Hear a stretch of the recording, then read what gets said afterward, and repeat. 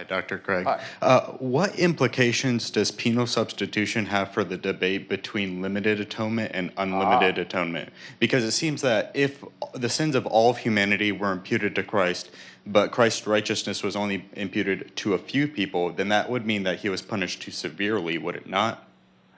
That he was punished. That he was punished too severely.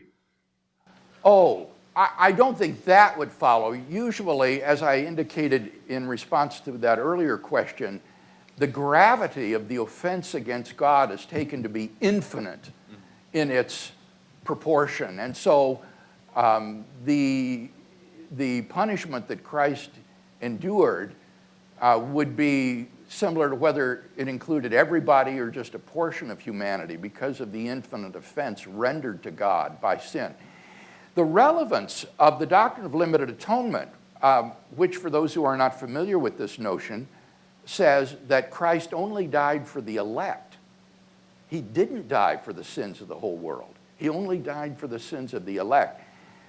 Where that would come in is that some advocates of penal substitution, namely Calvinists, Reformed theologians, as well as critics of penal substitution, have said that if Christ really did pay the penalty for all persons' sins, then this should result in universalism. Everyone should be saved. The critic of penal substitution therefore rejects penal substitution.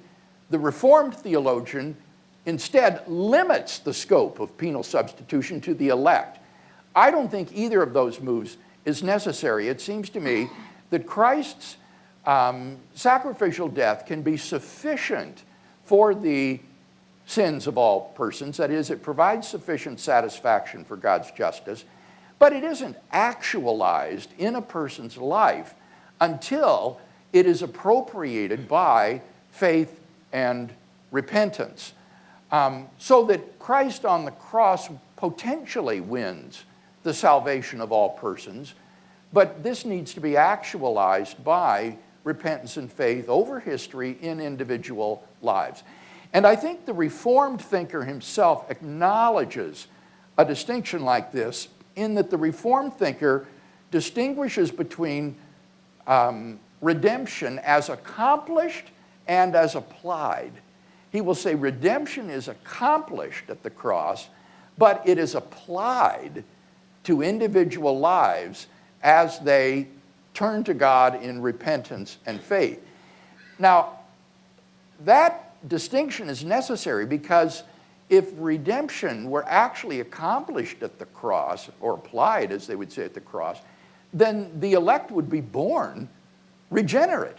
They would never be separated from God. And yet Paul says in Ephesians, we ourselves were once children of wrath, like the rest of mankind. So even in the lives of the elect, there is a period of time where they are unregenerate sinners under the condemnation and wrath of God. Even though their redemption was supposedly accomplished at the cross, it hasn't been applied. And the only way I can make sense of that distinction is by saying that Christ's redeeming death was sufficient for everyone's sins that day on Golgotha, but that it needs to be actualized or appropriated in individual lives through repentance and faith, in the absence of which it remains ineffectual.